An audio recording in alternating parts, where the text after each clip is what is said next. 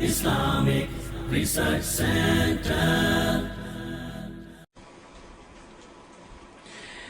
آج ہم مختصر تذکرہ دیکھیں گے ایک ایسی خاتون کا جو نبی صلی اللہ علیہ وسلم سے ملاقات کے لیے آپ کے ہاتھ پر بیعت کرنے کے لیے مدینہ سے روانہ ہوئی 73 مردوں اور ایک اور خاتون کے ہمراہ. تو ام منی کے ساتھ سیدہ ام منی رضی اللہ تعالی عنہا کے ساتھ دوسری خاتون کون سی تھی؟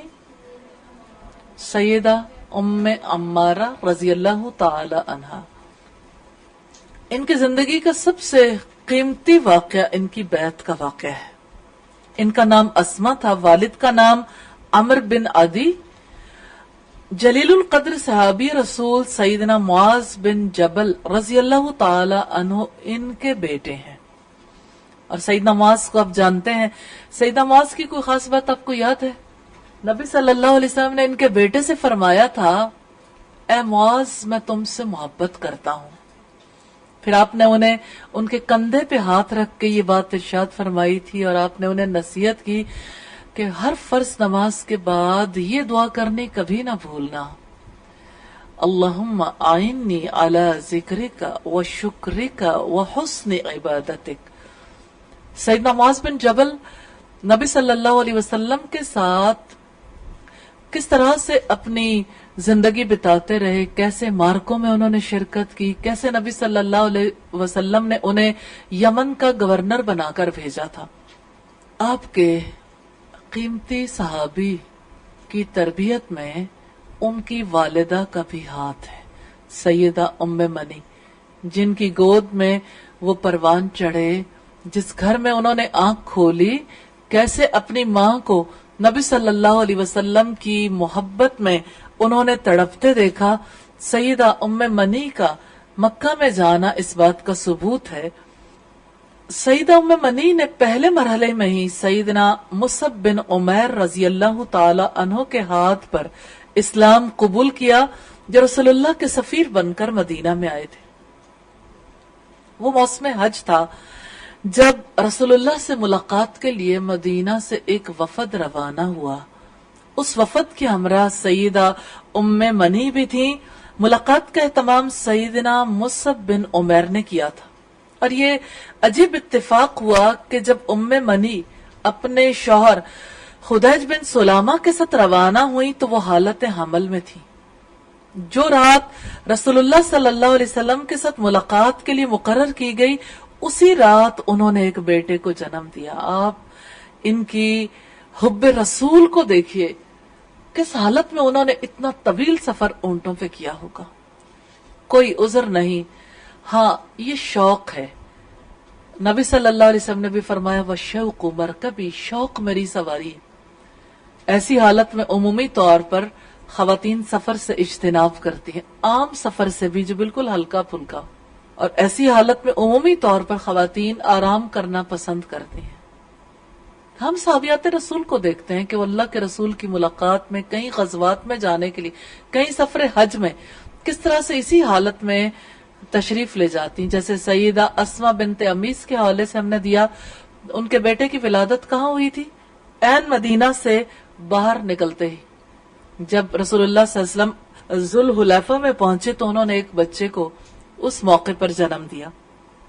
اور انہیں اس بات کی پریشانی تھی کہ اب حج کے دوران میں اپنے فرائض کیسے ادا کروں گی، اور ان کی زندگی مثال بن گئی. جب کبھی خواتین اس حالت میں حج میں ہوتی ہیں تو ان کے لیے ایک مثال سیدہ اسما بنت امیس کی بھی ہوتی ہے. تو الحمدللہ ہم ان کی زندگیوں کو اسی حوالے سے پڑھ رہے ہیں کہ ان کو اپنے لیے مثال بنا سکیں. اس واقعے کا تذکرہ ابن سعد نے اپنی کتاب طبقات ابن سعد میں کیے کہ نصیبہ بنت کعب المازنیہ یعنی ام عمارہ رضی اللہ تعالی عنہا فرماتی ہیں، عقبہ میں تمام مردوں نے رسول اللہ کے دستے مبارک پر بیعت کر لی. عباس بن عبد المطلب رسول اللہ کا ہاتھ تھامے ہوئے تھے. جب میں اور ام منی باقی رہ گئیں تو میرا شوہر عرفہ بن عمر آگے بڑھا اور اس نے عرض کیا، اللہ کے رسول ہمارے ساتھ 2 عورتیں بھی آئی ہیں جو آپ کے ہاتھ پر بیعت کرنا چاہتی ہیں. رسول اللہ نے فرمایا میں نے انہی شرائط پر ان دونوں کی بیعت قبول کر لی، میں عورتوں سے مصافحہ نہیں کرتا۔ جب عورتیں شرائط تسلیم کرتے ہوئے اقرار کر لیتی تھیں تب رسول اللہ صلی اللہ علیہ وسلم فرماتے تھے اب جاؤ میں نے تمہاری بیعت قبول کر لی۔ تو ام منی انصار کے وفد کے ساتھ بیعت کے لیے عقبہ پر پہنچی، حالت حمل میں تھی، اور جس رات انصار کی رسول اللہ کے ساتھ ملاقات ہوئی اسی رات ام منی نے بچے کو جنم دیا۔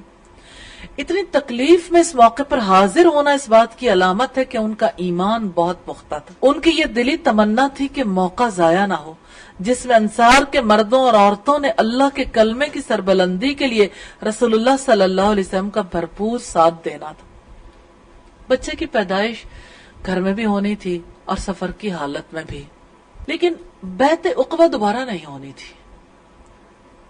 جو لوگ وقت کی قدر و قیمت پہچان جاتے ہیں وہ کبھی موقع ضائع نہیں کرتے۔ اللہ سے دعا ہے اللہ تعالی ہم سب لوگوں کو موقع پر اتنی رغبت، اتنا شوق نصیب فرما دے کہ ہم کبھی وقت ضائع نہ کریں۔ سیدہ ام منی اور سیدہ ام عمارہ کا بیعت عقبہ کے موقع پر حاضر ہونا اس بات کی طرف اشارہ کرتا ہے کہ انصار کی خواتین بھی ان دونوں کے نقش قدم پر چلتی ہوئی اللہ کے دین کی نشر و اشاعت کے لیے اپنا بھرپور کردار ادا کریں۔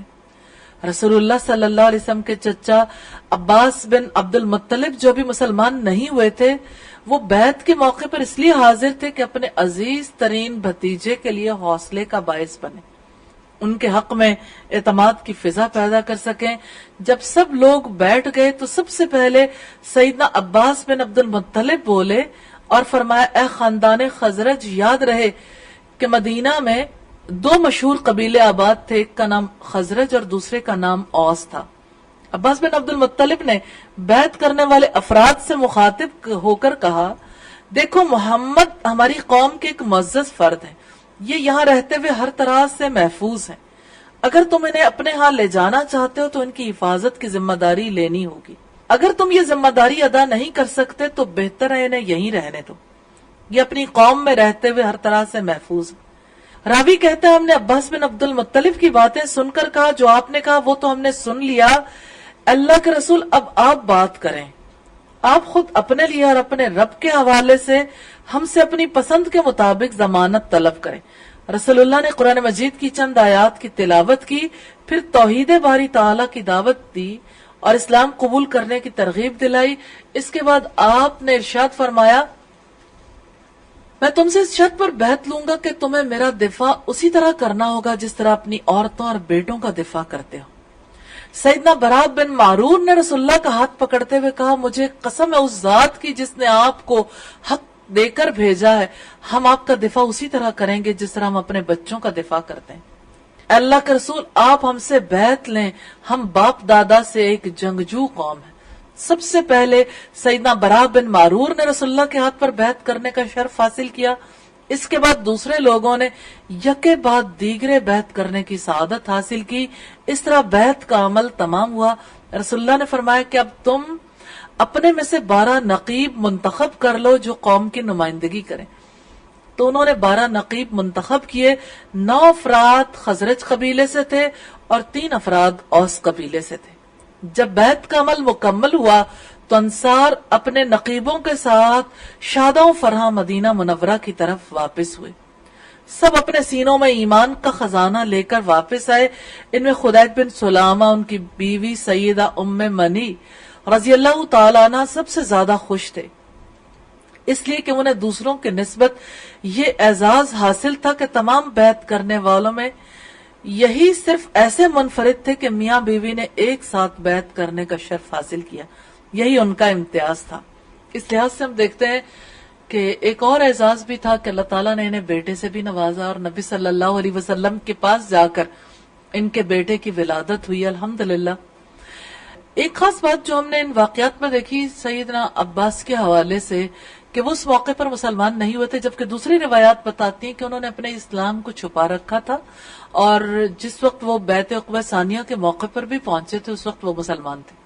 اللہ تعالیٰ اس واقعے کی حقیقت کو بہتر جانتے ہیں. اس موقع پر میں نے اس لیے آپ کے سامنے رکھ دیا, ممکن ہے آپ کا ذہن کنفیوز ہو جائے.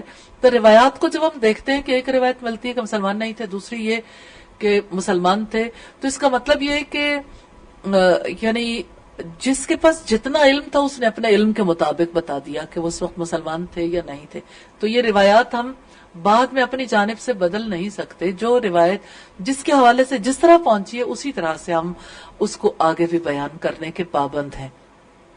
کیونکہ جب ہم تبدیل کر دیتے ہیں بات کو تو اس کا مطلب یہ ہے کہ ہم جھوٹ کے مرتکب ہوتے ہیں, یعنی حالات و واقعات اور سچائی کو بدل دیتے ہیں.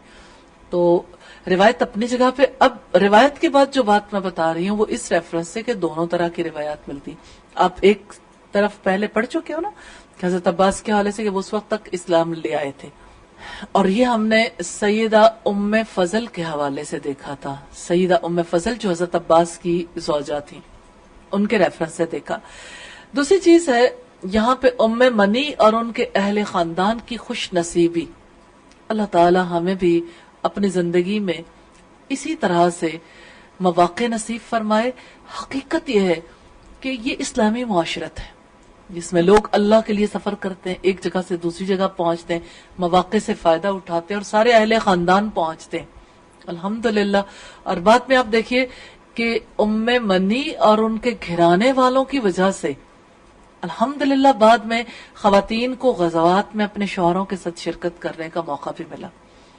تو جو ابتدا کرتا ہے ساروں کا اجر ہی لے جاتا ہے الحمدللہ. اچھی روایات. پھر نبی صلی اللہ علیہ وسلم جب مدینہ تشریف لے آئے تو سیدہ ام منی اپنے شوہر کے ساتھ اس عظیم ہستی کا استقبال کرنے والوں میں پیش تھی. رسول اللہ صلی اللہ علیہ وسلم جب خیبر کے یہودیوں کا مقابلہ کرنے کے لیے روانہ ہوئے تو سیدہ ام منی بھی لشکر اسلام کے ساتھ روانہ ہوئی. زخمیوں کو پانی پلانے, مرہم پٹی کے فرائض سر انجام دیے. اللہ سبحانہ و تعالیٰ نے جنگ خیبر میں مسلمانوں کو فتح عطا کی. سیدہ ام منی دین اسلام کے ساتھ پوری زندگی وفادار رہی اور اپنی زندگی کے آخری لمحات تک اللہ سبحانہ و تعالی اور اس کے رسول مقبول کے ساتھ وفاداری کا عہد نبھایا. اللہ تعالی ہمیں بھی ہمیشہ اپنے معاہدوں کو وفا کرنے کی توفیق عطا فرمائے. سیدہ ام منی کی زندگی میں ہمارے لیے اسباق ہیں. آپ نے کیا سبق لیا اپنے لیے, یہ آپ شیئر کریں گے. استاذہ جو بھی موقع ملے اس سے فائدہ اٹھانا ہے, وقت کو ضائع نہیں کرنا انشاءاللہ. صحیح. اور دین کے حوالے سے ضرور بتائیے کہ جب دین قبول کیا, جہاں سے دین کا شعور ملا, انشاءاللہ تعالی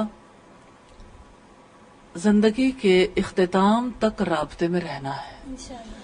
اور مل کر اللہ کے دین کی سربلندی کے لیے کام کرنا ہے انشاءاللہ. استاذہ جیسے آپ نے شروع میں ڈی کے بارے میں بات کی تھی, تو اسی طرح سے مجھے جب سب سے پہلے اس طرح کی باتوں کے متعلق پتہ چلا تھا, جیسے میں نے ارائیولز وغیرہ دیکھی تھی اور اسی طرح سے مختلف بکس بھی پڑھی اس پہ اور مختلف جگہوں پہ اس طرح متعلق مٹیریل دیکھا تھا.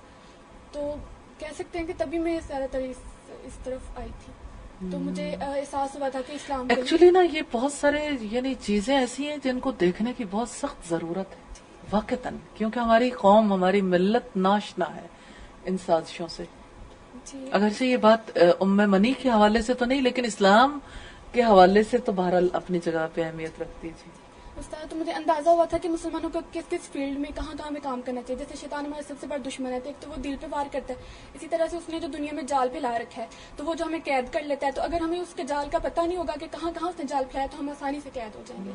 تو اس طرح سے جب مجھے پتہ چلا تو میں نے سوچا تھا کہ ہمیں اس کے متعلق کام کرنا چاہیے. تو مجھے کچھ بھی نہیں تھا پتا کہ کوئی تنظیم اسلامی ہوتی ہے یا کچھ بھی ہوتا ہے. تو اس طرح سے ہم نے سوچا کہ ہم چھوٹی سی ایک تنظیم بنائیں گے. تو ہم نے بچوں نے مل کے ہم نے شروع کی تھوڑی سی. کیا نام رکھا؟ پیس موومنٹ رکھا, حالانکہ مجھے نہیں تھا پتا کہ ڈاکٹر ذاکر نائک کی پیس موومنٹ ہے. تو ہم لوگوں نے شروع کی ایسے. تو ذاتی طور پہ ہم لوگوں نے یہ سوچا کہ اگر ہم اپنی اپنی اصلاح کریں گے اپنی اپنی جگہ پہ, تو یہی یعنی کہ ان کے خلاف ایک جنگ بھی ہوگی کہ اسلام کے مطابق ہم نے زندگیاں ڈال لیں. لیکن جب کام شروع کیا تو مجھے احساس ہوا کہ میرے پاس تو نالج ہی نہیں ہے اس کے متعلق, علم ہی نہیں ہے اسلام کے متعلق. تو تب میں نے سوچا کہ مجھے اسلام کے متعلق اب نالج حاصل کرنا ہے اور پھر مجھے اس کام کو لے کے. اور کام کو بھی سیکھنا ہے نا.